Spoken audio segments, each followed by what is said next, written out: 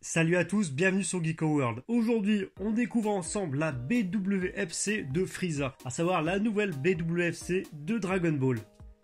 J'ai déjà vu quelques vidéos sur internet et je peux vous dire que la qualité sera vraiment au rendez-vous. Et on va vérifier ça ensemble tout de suite. Au niveau du design de la boîte, on a quelque chose de simple et efficace. Donc on a la figurine devant de Frieza. À l'arrière, sur fond gris et noir, on a le Tenkaichi Budokai.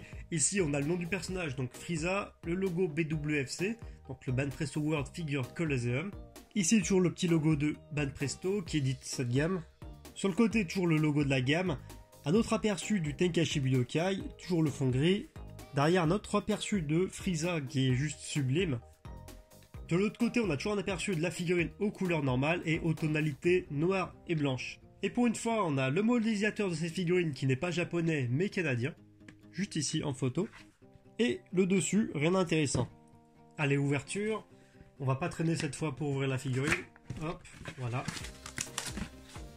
On récupère tous les sachets. Hop. Et on a la figurine de Frieza qui est hyper grande. Je pensais pas qu'elle serait de grande dimension. À dire comme ça, on dirait qu'elle fait même la taille des Super Master Star Piece. Donc c'est pour l'instant une bonne surprise. On va voir tout ça en détail. Sinon là, on a le socle, la queue et le corps qui a l'air d'être en un bloc. Oula, effectivement, la figurine est super stylée. Le visage a l'air hyper bien réussi, puis pour une fois, c'est tout en un bloc. D'ailleurs, la queue aussi est démesurée. On va la fixer. Donc alors, cette patte, elle va là, et l'autre ici. Parfait, du coup, c'est bon au niveau ouverture, et on n'a plus qu'à commencer la review. Bon, en discutant un peu avec d'autres chaînes, on m'avait déjà un peu annoncé la couleur, mais cette figurine est vraiment dingue. Je crois que je dois le dire à peu près à chaque fois, mais bon, bref, passons. Le sculpte est impeccable et les couleurs sont vraiment belles. Je m'attendais à une figurine assez flashy, donc à cause du rose et du violet, un peu trop présent, et pas du tout. C'est vraiment bien géré au niveau de la colorisation, et c'est beau, il n'y a rien d'autre à dire. Même le petit détecteur est pas mal réussi, puis comme c'est un plastique un peu transparent, on voit légèrement l'œil de Frieza à travers, et c'est plutôt sympa. Je trouve que c'est une bonne idée, et il devrait faire des pièces un peu plus transparentes comme ça, un peu plus souvent chez Banpresto. Bon là on va faire un peu le tour de la figurine rapidement. Donc là on a la tête. Là, on a les épaulettes, le corps, le reste de l'armure, les deux pattes, les poings qui sont super bien modélisés. Derrière, ça a l'air d'être pareil, que ce soit les cornes, les épaulettes, le reste du corps, le dos. La queue est super bien faite aussi. On a un Freezer baraque, mais pas trop. Tout juste ce qu'il faut.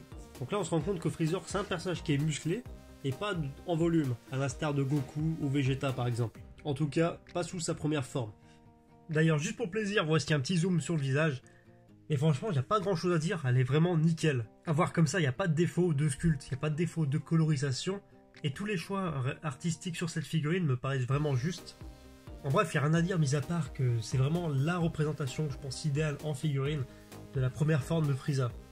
Il y a la bouche qui est sculptée de façon vraiment excellente. On a les dents, ici, qui ressortent.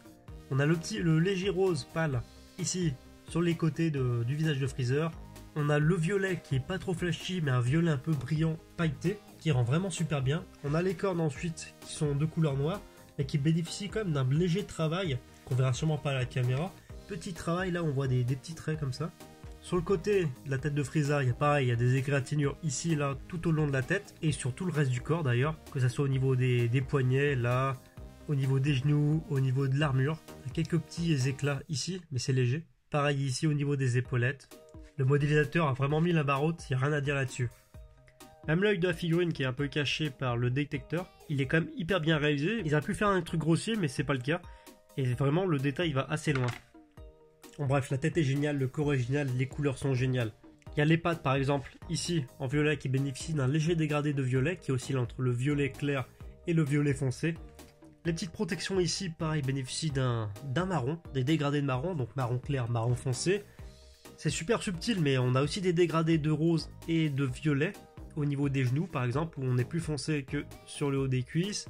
Et c'est pareil sur les bras, donc on oscille aussi entre le rose clair et le rose foncé, voire limite fluo, j'ai envie de dire, sur certains endroits, pour accentuer les muscles de Frieza. Le bout de la queue est de la même couleur que le haut du crâne de Frieza et le derrière de son armure, à savoir toujours le même violet assez brillant et pailleté. Et pareil sur les petites épaulettes inférieures qui sont cachées en dessous. Comme d'habitude, on va s'attarder un peu sur la taille de la figurine. Et ce que je vous disais en début de vidéo, la figurine est vraiment grande. Avec le socle inclus, on arrive à peu près 17 cm, 17 cm et demi. ce qui au final reste dans la norme en termes de taille pour une figurine de Frieza, et correspond à ce que je m'attendais un peu avant d'ouvrir cette figurine.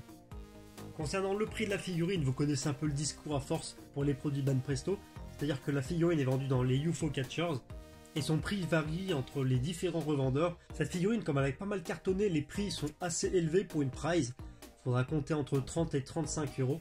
Personnellement, j'ai mis la main dessus en passant par une boutique sur eBay, en import du Japon. D'ailleurs, si vous voulez un lien ou un peu plus d'informations, n'hésitez pas à me le demander dans les commentaires, je vous passerai le lien. Et voilà, c'est tout pour cette vidéo, j'espère qu'elle vous a plu. Si c'est le cas, comme d'habitude, je vous invite à vous abonner à la chaîne, liker et partager la vidéo, me rejoindre éventuellement sur les réseaux sociaux, donc Facebook et Twitter. Si vous cherchez un lien, tout est dans la description. Et sur ce, je vous dis à bientôt pour une prochaine vidéo.